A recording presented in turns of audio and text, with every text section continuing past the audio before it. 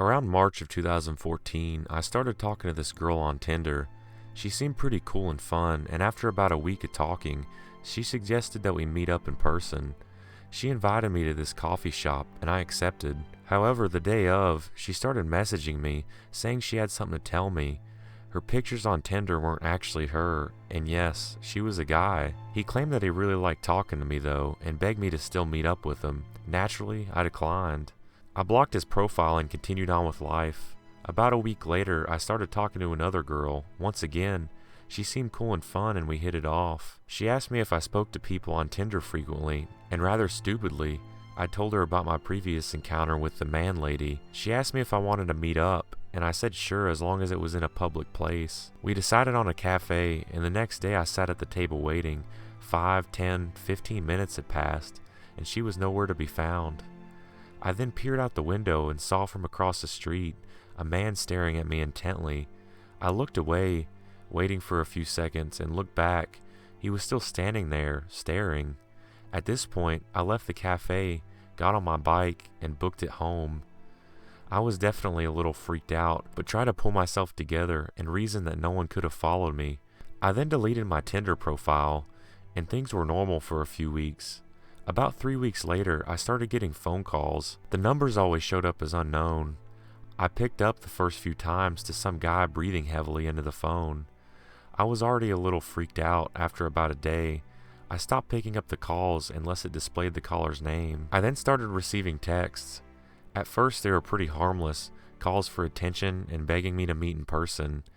It then changed to very sexual text, until eventually the message became threatening, and whoever was messaging me started throwing out my friends' and family's names and whereabouts. Because they were texting me, I could see a displayed number, but when I called the phone providers, they told me the number couldn't be traced and that it was probably a track phone. I waited about 2 weeks and didn't respond to the text, but eventually it became too much. I started getting upwards of 50 texts and phone calls each day. I would wake up to 10 to 20 texts every morning.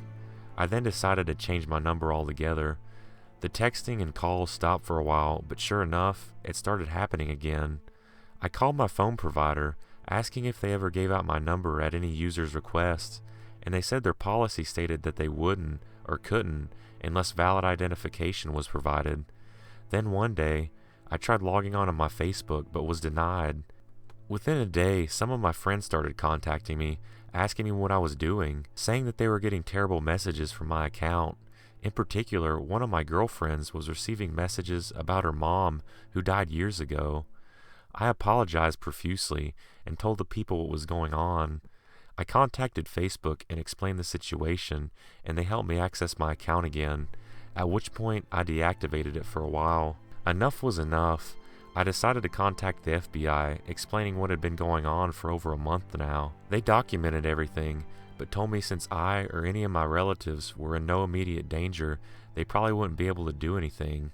At that point, I felt stuck. I thought about hiring a private investigator or a hacker. I decided against it and hoped it would just fade out if I never answered. I left my Facebook deactivated and ignored any texts or phone calls.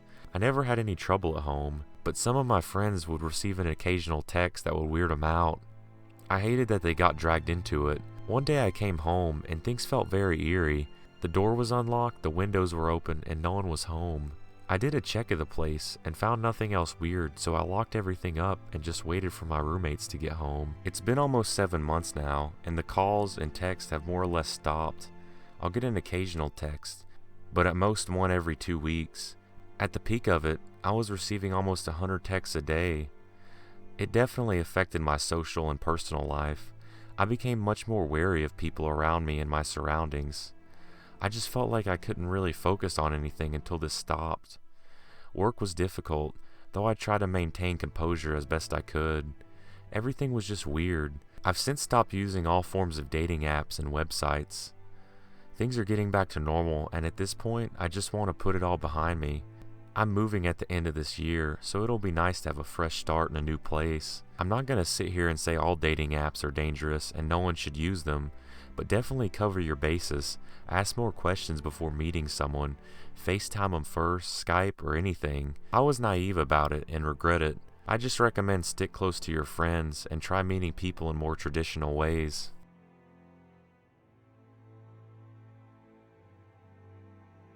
So this girl has been messaging me since high school, on and off for multiple Facebook accounts. She always says weird stuff like "let's chill" or "you're hot," and sometimes even asking for drugs. I always kind of shrugged it off and move on.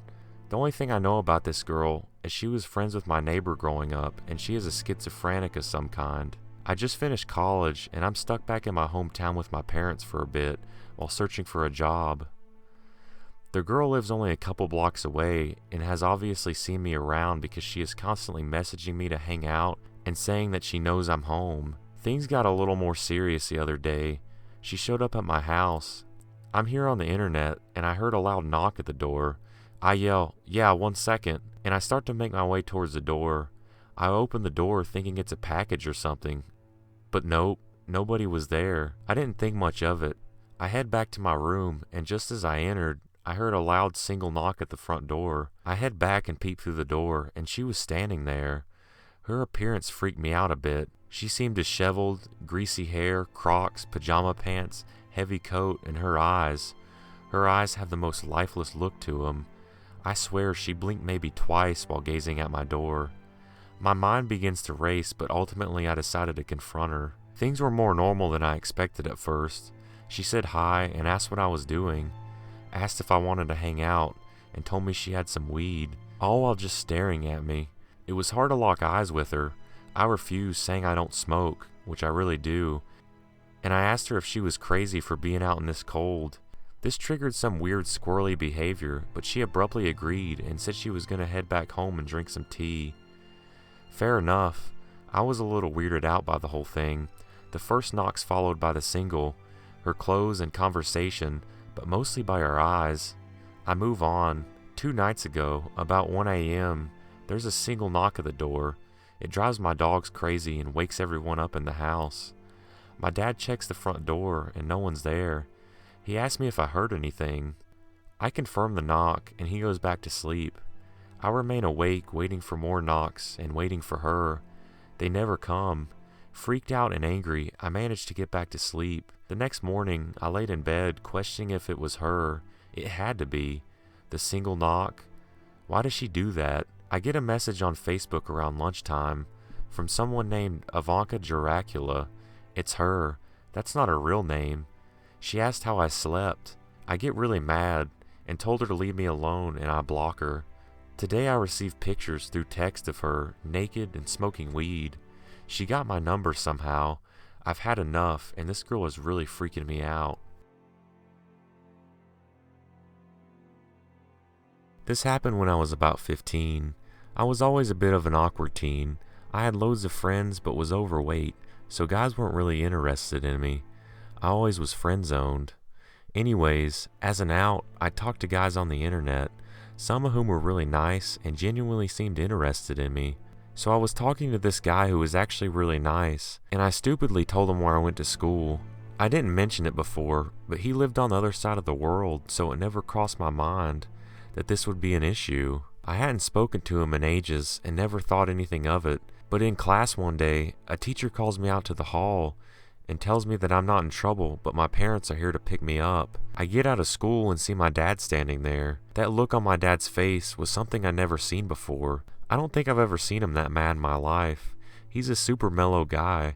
He doesn't say anything as the teacher walks away, and I get into the car with him, and my mom and brother are there too. My dad starts screaming and asking who I was speaking to online, and saying his name as he called the school to let me know that he was coming into town to see me. The guy from online called my school and spoke to him, and wanted them to pass that message on to me. The school automatically called my parents, and the police got involved. I honest to God thought I was going to end up being kidnapped or something. I was really scared but super humiliated too. The police involved said I didn't do anything wrong, and I had to understand it happens a lot. On the day of my finals the following year, a teacher handed me a notebook that I'd never seen before. On the inside, it had my name written, and then had something in the middle, a little message to me. The guy from online had wrote that he came to find me at the school, but I wasn't there, and that he loved me. I automatically burst into tears and couldn't control my sobs. This was a whole year later, and I never thought it would be brought up again. The police again were called to the school along with my parents, and these awful interviews were set up with my friends and teachers. There was nothing that could be done, as technically he hadn't committed any offense, and the only thing hurt at the end of the day was my pride. No one found out how the book got into my school, and that's where my parents became enraged. They wanted to know if it was found in the schoolyard or handed in.